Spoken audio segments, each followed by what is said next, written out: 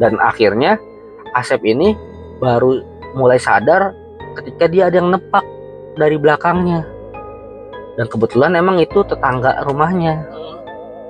Nggak tahu ternyata si Asep ini emang bener jalan di situ, tapi di gang yang sangat kecil. Lagi jalan di situ, ditepak.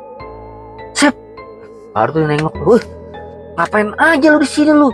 Dicariin lo bapak mak lu nggak pulang-pulang gitu.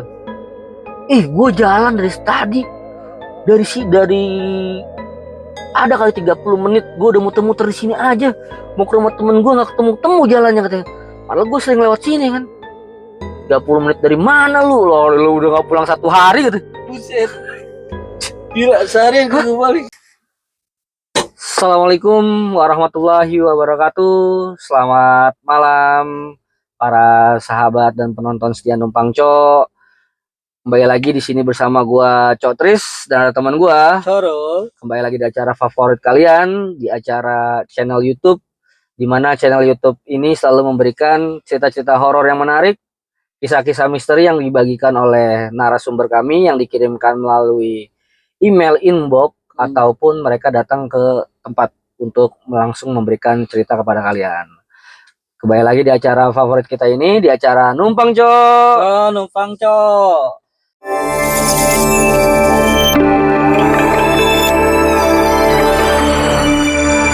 Seperti biasa guys, apa kabar kalian malam hari ini? Semoga kalian selalu diberi kesehatan, semoga kalian selalu diberikan rezeki, keberkahan untuk kalian semua. Dan seperti biasa, gue juga akan menceritakan cerita yang akan dikirimkan cerita yang sudah dikirimkan melalui channel YouTube kita, melalui inbox email. Cerita ini dibagikan oleh para viewer atau subscriber kita yang nanti kita akan bacakan ya. Untuk lebih jelasnya, gue akan spill sedikit nih ceritanya kepada kalian. Cerita ini gue akan ceritakan, sebenarnya cerita ini nggak panjang sih. Cerita ini emang sengaja udah gue pilih-pilih dari sekian banyak yang masuk ke dalam email inbox kita. Itu gue pilih-pilih cerita yang agak sedikit ringkas, singkat, namun ya menyeramkan lah. Gitu. Cerita ini dialami oleh Mbak Devi. Oke, Mbak Devi ini beliau mengalami sebuah gangguan, sebuah yang menurut Mbak Devi ini ya sangat horor sih. Apalagi dia nggak pernah nih mengalami kejadian-kejadian horor sebelumnya.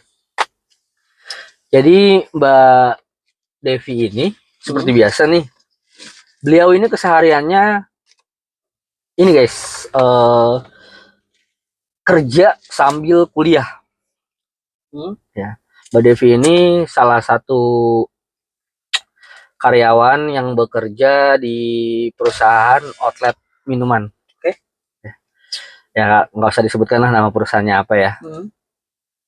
Jadi di saat itu Mbak Devi ini masuk kerjanya pagi dan pulangnya seperti biasa siang menjelang sore, di pukul 4 sore.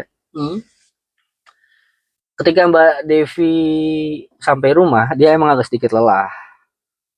Tuh, dia akhirnya tidur, tapi sebelum tidur Mbak Devi ini dibangunkan nih sama orang tuanya, sama ibunya.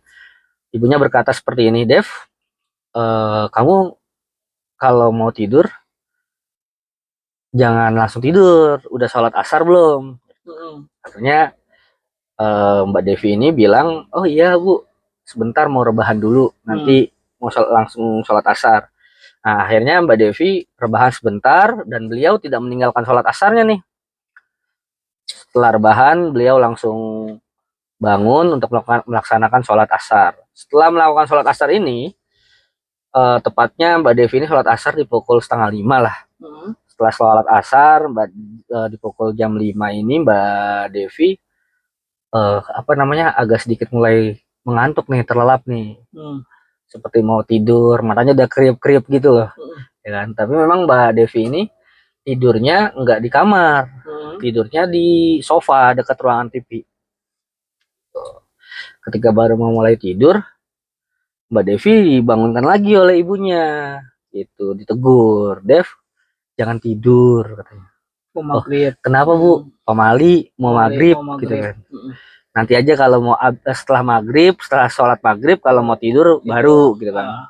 Kata Devi ngomong gini, enggak ini mau tidur aja sebentar, nanti ntar sebelum maghrib ya sekitar 30 menit lah Devi udah bangun, nanti sholat maghrib.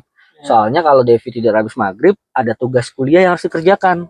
Oke. Takutnya nanti ntar malah nggak dikerjakan dan tugas ini memang harus dikumpulkan segera.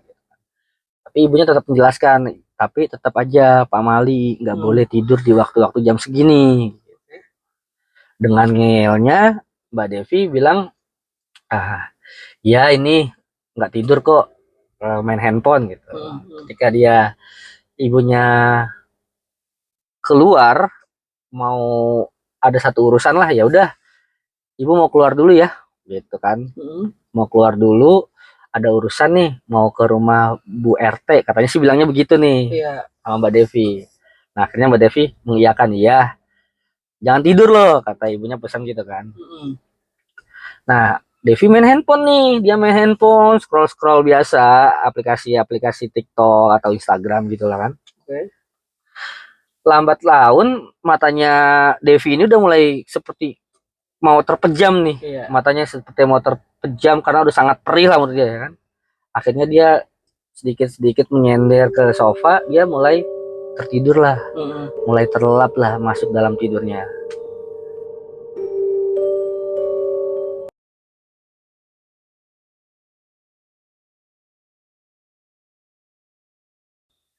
Nah di dalam tidurnya ini Mbak Devi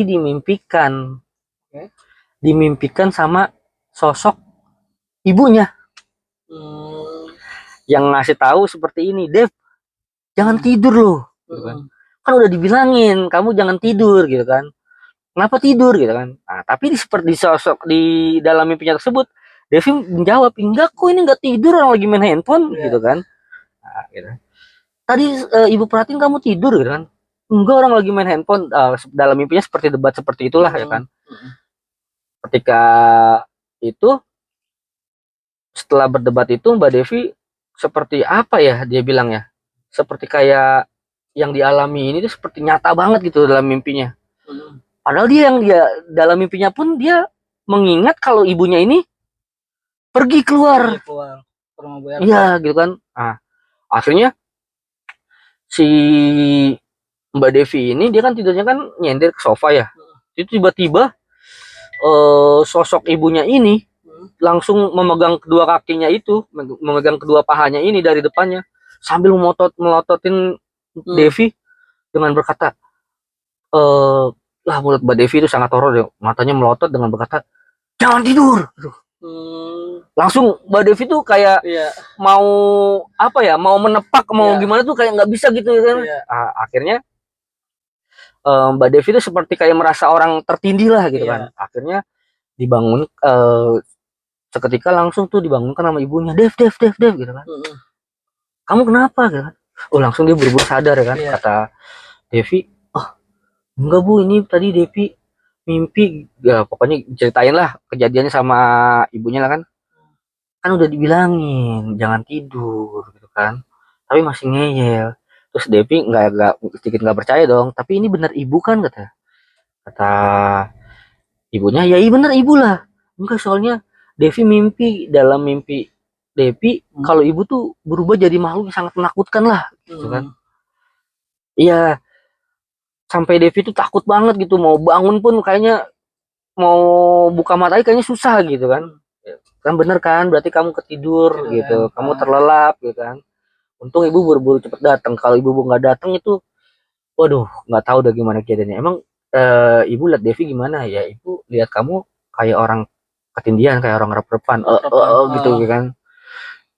Oh iya, sampai nggak bisa napas Bu Devi. Makanya lain kali dengerin omongan orang tua, gitu kan.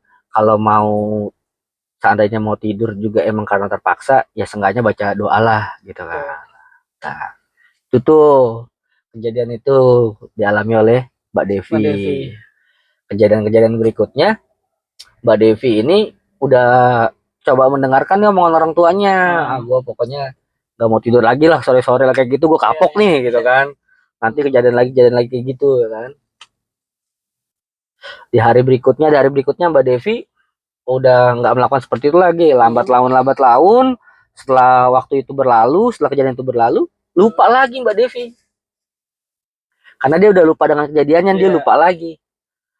Tertidur lagi lah dia ketika dia memasuki satu waktu ketika memasuki di masa dimana akan menjelang waktu maghrib. Dia tertidur lagi.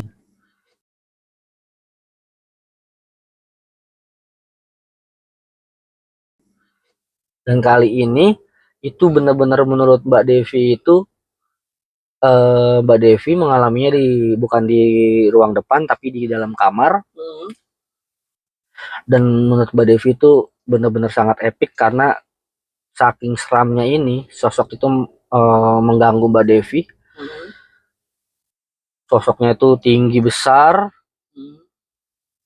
rambutnya panjang ya kan, menutupi sebuah wajahnya dah, nggak kelihatan sama sekali. Dan dia tuh nggak berkata apa-apa, cuman kepalanya geleng-geleng gini aja. Dan Mbak Devi pun coba untuk melawan, coba untuk bangun, nggak bisa. Dan dia sedalam mimpinya itu dia membaca doa Al-Fatihah, membaca doa apa-apa lah gitu ya. Tapi ya itu nggak jelas gitulah yang dibaca-bacakan sama Mbak Devi itu nggak jelas gitu kan. Baca-baca doa segala macam, bisanya dia lah buat mengusir makhluk itu ya kan. Sampai akhirnya kali ini Mbak Devi itu benar-benar terbangun sendiri tanpa dibangun orang tuanya, terbangun sendiri dengan nafas yang terengah-engah. Udah kayak orang gimana sih, kecapean gitu kan. Udah tengah-engah gitu kan, sabar kan. Akhirnya setelah dilihat ternyata udah masuk waktu maghrib, tepatnya di pukul jam 6 lewat 15 menit sih kata Mbak Devi gitu. Akhirnya Mbak Devi keluar kamar, Mbak Devi menceritakan kejadian tersebut itu kembali kepada ibunya. Dan ibunya tuh akhirnya menceritakan kepada Mbak Devi. Sebenarnya kenapa ibu itu melarang kamu tidur di waktu maghrib. Gitu loh, waktu menjelang maghrib lah tepatnya. Karena di waktu-waktu tersebut itu menurut kepercayaan leluhur atau zaman dulu gitu kan, di waktu-waktu tersebut lah banyak makhluk sosok jin atau setan segala macam mereka yang berkeliaran. Betul. Karena di waktu itu katanya dimensi waktu mereka tuh terbuka. Betul. Tuh. Dan yang kamu alamin itu sebenarnya itu namanya tuh rep-rep. Dimana rep-rep ini itu dialami dengan dua waktu yang bersamaan. Maksudnya gimana Bu? Dua waktu yang bersamaan itu diantara kamu sadar dan tidak sadar. Kamu ngerasain mimpi itu seperti nyata kan? Iya, Devi ngerasain mimpi itu seperti nyata. Kamu ngerasain kalau kamu tuh seolah-olah nggak tidur kan? Iya. Padahal itu sebenarnya kamu tidur. Tidur tapi dengan sebuah, kalau kata orang kepercayaan dulu sih ya, dengan sebuah arwah kamu itu yang melayang di dimensi mereka. Jadi kamu tidur tapi arwah kamu tuh ada di situ gitu, dan bertemulah dengan makhluk yang ada sekitar itu.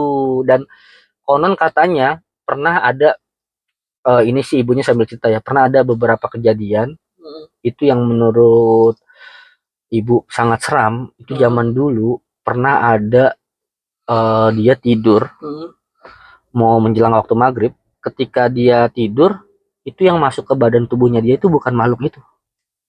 Maksudnya bukan rohnya dia, tapi makhluk yang lain. Karena di waktu-waktu tersebut itu mereka itu ya dimensinya kebuka, banyak makhluk-makhluk yang ingin bisa menguasai tubuh mereka, tubuh dunia yang nyata lah gitu kan. Karena mereka bosan lah dengan dunia mereka. Jadi banyak yang mau masuk situ. Jadi sebenarnya roh kita pun ada di situ. Jadi kita tuh kayak gimana sih memperebutkan satu raga. Betul. Dengan bersamaan ya. Tetap hakikatnya raga itu milik kita. Cuman kan kita harus memperjuangkan. Makanya kenapa orang yang tidur di waktu-waktu tersebut atau yang mereka yang erep-erep kayak gitu, tuh mereka kenapa bangun tuh kayak seperti orang yang nafasnya tuh hampir habis. sebenarnya sih katanya mereka memperjuangkan untuk mereka untuk bisa sadar dan kembali lagi ke raganya tersebut. Ya, paham. Ya kalau bisa dibilang apa ya bahasa kerennya ya, kayak rogo sukmo lah, Iya, iya, iya, iya. ya kan, sukmanya keluar dari raganya Betul, gitu. betul, betul, betul. Katanya sih begitu, makanya ibu memberikan apa namanya membagikan lah biar kamu juga nggak mengalami seperti itu. Terus akhirnya Devi ini nanya sama ibunya, emang ibu pernah ngalamin kayak gitu? Wah, ibu dulu pernah. Sebelum kamu merasakan kejadian kayak gini, ibu juga pernah merasakan kayak gini. Gitu. Oh, jadi memang benar pantangan ya bu, nggak boleh tidur di waktu-waktu maghrib. Itu sih bukannya sebenarnya bukan pantangan lagi, gitu ya. Memang nggak boleh, Iya. gitu. Jadi ini tuh sebenarnya bukan mitos katanya, tapi cerita yang sebenarnya ada, tapi ya kita nggak tahu kebenarannya ini siapa yang membuat, siapa yang menjadikan ini benar, ya kita nggak tahu, dia bilang gitu Iya, kan. Tapi memang kalau pengalaman sih hampir semuanya pasti pernah merasakan yang namanya rep-rep, apalagi di waktu-waktu menjelang maghrib. Oh gitu, iya. Ya makanya kan dulu tuh orang tua selalu bilang jangan tidur waktu maghrib, pamali. Iya, pamali, benar, benar. Ya karena hakikatnya kalau misalnya mau masuk maghrib itu ya banyak pantangannya, seperti nggak boleh tidur, nggak boleh keluar rumah, karena ya itu dia dimensinya. Tuh, dan ibunya ini pernah menceritakan kejadian temennya, tapi ini bukan waktu tidur. Ini temennya ibunya Devi ini ya, waktu zaman dulu ada cowok, ibunya Bu Devi ini menceritakan, sebut aja lah namanya Asep. Iya. Si Asep ini ketika menjelang mau waktu maghrib, tepatnya pukul 5:30 lah, mau masuk maghrib, dia itu keluar keluyuran eh dengan alasan mau pergi ke rumah temennya. Padahal udah dibilangin sama ibu bapaknya, Sep, ntar aja kalau mau keluar, Iya, jangan pas mau maghrib, abis maghrib gitu kan. Kata si Asep, nggak bisa pak, ini mah udah janji saya sama temen katanya. Udah mau ngerjain tugas ya kan bisa habis maghrib, udah janjiannya soalnya sebelum maghrib ya. Kalau janjian emang sebelum maghrib harusnya kamu jalan dari jam 5 atau setengah 5 gitu, kenapa jalan setengah 6? Ah udahlah ya kan. Akhirnya setelah di apa namanya jelasin sama orang tuanya, si Asep tetap nggak denger, di jalan keluar. Kata bapaknya ya udah, kalau ada apa-apa nanti tanggung sendiri aja di luar. Nah si Asep ini jalan, tetap si Asep keluar tuh ya. Ya, kebetulan emang rumahnya si Asep ini nggak di hutan, nggak di kampung, rumahnya tuh di kota, dan memang rumahnya tuh masuk-masuk dalam gang lah. Harusnya di mana gang tersebut, kalau di salah satu kota besar itu rame ya, banyak penduduk ya kan. Nah, tapi si Asep ini pas waktu mau jalan ke rumah temennya, ketika itu udah mau masuk waktu maghrib, kan suka ada di toa-toa masjid atau musola tuh yang kayak solawatan segala macam. Jadi sambil jalan, nah si Asif sambil jalan aja, sambil bersenandung nyanyi gitu kan, sambil jalan. Nah dia seperti biasa melewati jalan memang yang seperti dia lewati kalau mau ke rumah temennya. Dan sebenarnya jarak rumah Asep ini ke rumah temennya ya nggak lama, kalau jalan kaki cuman sekitar 15 menit lah jalan, di lewat sini jalan seperti biasa sambil bersenandung. Tapi si Asep ini baru sadar ternyata jalan yang udah dia lewatin udah 3 kali dilewatin. Bikin keder. Dia jalan ke situ lagi, jalan ke situ lagi. Loh, sampai akhirnya si Asep nih benar-benar merasa cemas. Loh, ini kok gue jalan masuk sini lagi. Harusnya kalau gue jalan keluar sini, harusnya gue keluarnya daerah sini gitu kan. Harusnya kalau gue jalan masuk gang ini, harusnya gue keluar gang yang lain gitu kan. Ini kenapa gue masuknya gang sini lagi, gang sini lagi kan. Itu ada sekitar, Asep tuh ngerasa sekitar hampir 30 menit muter-muter di situ aja. Nggak keluar di situ aja. Menurut Asep tuh kayaknya apa ya? Udah capek lah dia, udah jalan di situ, udah bolak-balik. Dan akhirnya Asep ini baru mulai sadar ketika dia ada yang nepak dari belakangnya. Dan kebetulan emang itu tetangga rumahnya. Nggak tahu ternyata si Asep ini emang bener jalan di situ, tapi di gang yang sangat kecil. Lagi jalan di situ, ditepak. Sep, baru tuh nengok tuh, ngapain aja lu di sini lu? Dicariin lo bapak mak lu nggak pulang-pulang gitu. Gue jalan dari tadi, dari ada kali 30 menit gue udah muter-muter di sini aja. Mau ke rumah temen gue nggak ketemu-temu jalannya katanya. Padahal gue sering lewat sini kan. 30 menit dari mana lu udah nggak pulang 1 hari gitu. Buset. Gila, seharian gue balik. Yang bener lu. Iya. Ini jam 6 kan? Iya, ini sekarang jam 6, Sep. Iya, orang gue dari rumah jalan setengah 6, sekarang jam 6 berarti setengah jam dong. Lu jalannya kapan, Sep? Hari apa? Ya kan? Lah emang sekarang hari apa? Sekarang hari Jumat. Lu jalannya sekarang hari Jumat katanya. Jumat. Kemarin kan hari ini bukan hari Kamis. Kata si Asep gitu kan. Kamis dari mana, Sep? Hari ini hari Jumat katanya. Udah pulang lu katanya. Lu kayak orang keder lu, gue perhatiin celangak-celinguk aja berdiri gitu. Dibawa dia pulang ke rumah orang tuanya. Akhirnya sama bapaknya nangis ya kan. Sep, lu dari mana aja, Sep? Gak pulang-pulang seharian. Apaan sehari sih, Pak? Orang baru juga 30 menit. Lu 30 menit dari mana, Sep? Ini dari 1 hari. Lu gak masuk sekolah. Temen lu pada nanyain. Keluarga pada bingung lu kemana. Tuh, wah, si Asep langsung di situ panik. Anjir, gue dari 30 menit gue muter-muter kemana? Udah sampai 1 hari ini gimana ceritanya kan? Makanya karena saking paniknya akhirnya Asep udah pulang. Asep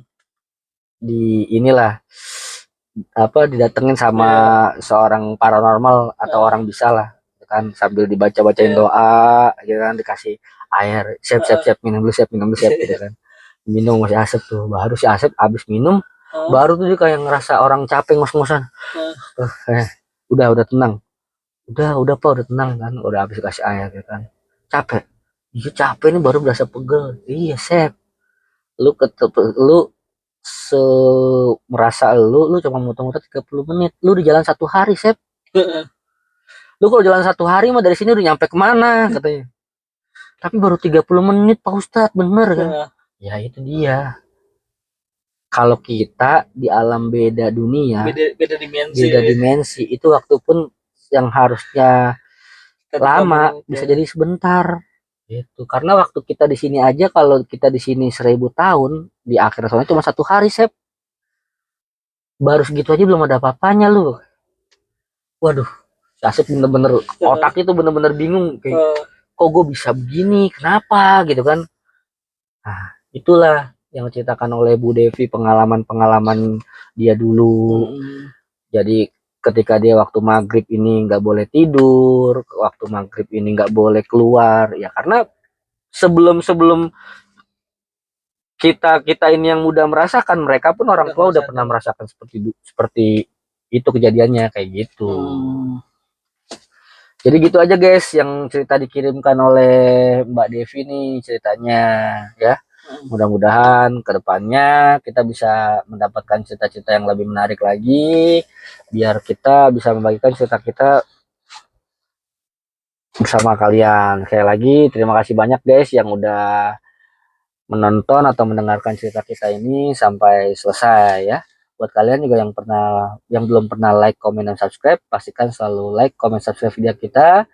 Jangan lupa dukung channel YouTube kita biar kita selalu semakin berkembang. Amin ya Allah, amin. Langsung saja gue akhiri cerita malam hari ini. Terima kasih. Wabillahi taufiq wal hidayah. Wassalamualaikum warahmatullahi wabarakatuh. Numpang cok. Numpang cok.